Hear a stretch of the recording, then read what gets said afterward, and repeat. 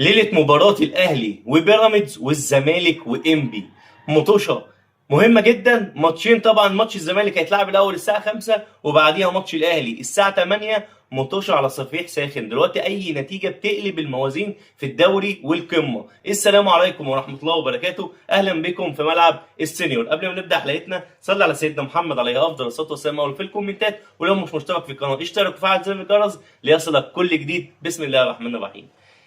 عندك الماتش بتاع انبي والزمالك، انا من توقعاتي كنت عامل فيديو شورت، انا بتوقع الماتش مع انبي بيبقى مختلف. انبي بتعمل مطوشه جامده جدا مع نادي الزمالك، الماتش هيفضل رايح جاي. انبي ممكن تعمل تكتل دفاعي جامد وتلعب على الهجمه المرتده. الزمالك طول عمرها ما بتكسبش كتير ورا بعض، خصوصا اللي الزمالك عامله مفاجاه في الاجواء اللي هي فيها وعدم استقرار وفي ازمات عندهم، والزمالك بتعمل اداء عالي قوي قوي قوي الصراحه.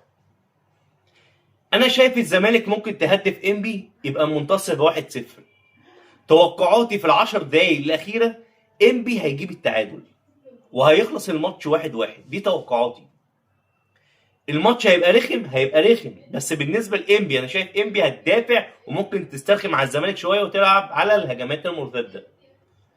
الزمالك كامل، مفيش حد منه ناقص، مفيش اصابات، مفيش الكلام ده. حتى بنتائج لو مستبعد، بس عندك فتوح بيأدي وفتوح عامل اداء عالي جدا اذا كان مع منتخب مصر او مع الزمالك حاليا. نيجي طبعا للنادي الاهلي وبيراميدز، ده ماتش مهم جدا. بيراميدز بتخش اللقاء وعندها استبعاد من لاعبين كتير قوي، طبعا غيابات بالجمله وغيابات مؤثره قوي على انبي، سوري على بيراميدز، غيابات مؤثره جدا جدا. انت بتتكلم في خط الظهر مش موجود، اسامه جلال اصابه، احمد سامي اخذ الانذار وايقاف في الماتش الجاي. عندك حامد حمدان مش عارف هيلحق ولا مش هيلحق، عندك مصطفى فتحي مؤثر مش هيلعب، عندك قطه ربنا يشفيه مع الاصطدام مع فيستو ومايلي مش هيلعب. مروان عطيه طبعا ده مرزق جدا مع النادي الاهلي، وطبعا بيحب يسجل في النادي الاهلي، كان بيلعب في سموحه مع الزمالك مع بيراميدز، اخذ برضه انذار وايقاف ومش هيلعب. فانت عندك لعيبه كتيره جدا، ده غير محمد حمدي الباك الشمال اللي مش هيلعب، اللي لسه ربنا يشفيه ويرجعه بالسلامه من ساعه منتخب مصر. فانت عندك لعيبه بيراميدز كتيره جدا مش هتلعب. بيراميدز طبعا بعد الخساره النفسيه بتاعتهم مش تبقى احسن حاجه. اللي يقول لك ده بيراميدز هتنزل تقطع الاهلي، هياكلوا الاهلي عشان خاطر ينافسوا في افريقيا، مش هيحصل. بيراميدز اصلا في الظروف اللي هو فيها والغيابات والخساره بتاعت الزمالك هم مش في احسن حال، هم هينزلوا يا ريت ينزلوا يهاجموا. يعني انا شايف بيراميدز لو نزلت تهاجم الماتش ده هيبقى مفتوح وهتشوف ماتش عالمي والاهلي هيكسب فيه مستريح. انا خوفي بقى من بيراميدز هتقفل خالص وتلعب على الهجمات المرتده. الاهلي الدفاع مش في احسن، الاهلي في كل ماتش لازم يجي فينا جون، لازم، كسبانين خسرانين اي حاجه بيجي فينا جون. بيراميدز لو لعبت الهجمه المرتده دي هتبقى مؤذيه للاهلي، الاهلي هتبقى ماسك الماتش ضاغط على بيراميدز عمال يضيع كالعاده. لازم يبقى فيه فكر جديد، لازم نشوف حاجه جديده، لازم نشوف خطه بديله، لازم تلب فوق شويه. ان الماتش ده مش مستحمل، احنا نازلين نكسب.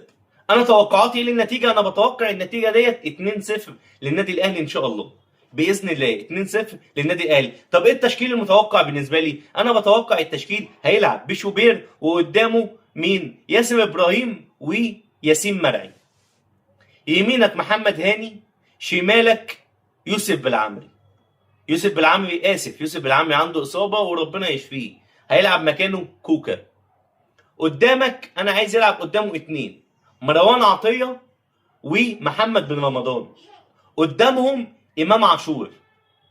الثلاثي الامامي يكون مين بقى؟ يكون عندك زيزو، بن شرقي، تريزيجيه. انا عايز التشكيل كده، يبقى في تنوع في الهجمات، في تنوع في الفكر، في المرتدات. لازم نشوف الاهلي بشكل تاني، بطريقه تانيه، عشان خاطر يقدر يتغلب على بيراميدز والمطوشه اللي جايه، والاداء يقنعنا، مش اللي احنا هنكسب وخلاص، ما انت لازم الاداء يقنعك. دي من وجهه نظري. مستنيكم في الكومنتات تقولوا ايه وجهه نظركم، وانتوا شايفين الاهلي رايح على فين، والنتيجه هتخلص كام، والتشكيل المتوقع ايه. انا برضو مستنيكم تقولوا لي الحاجات دي في الكومنتات، سايبها لكم مفتوحه. لكن الاهلي يسيب ما فيش اي حاجه الاهلي ممكن يسيبها في الماتش اللي جاي. الاهلي لو تعادل ماتش ما تدورش، شكرا، ما تدورش. الاهلي لو تعادل ماتش خلاص شكرا، اللي جاي كله انت تكسبه بما فيهم ماتش الزمالك اللي جاي. مش عايز اطول عليكم اكتر من كده يا باب. الحلقه تكون عجبتكم، والسلام عليكم ورحمه الله وبركاته.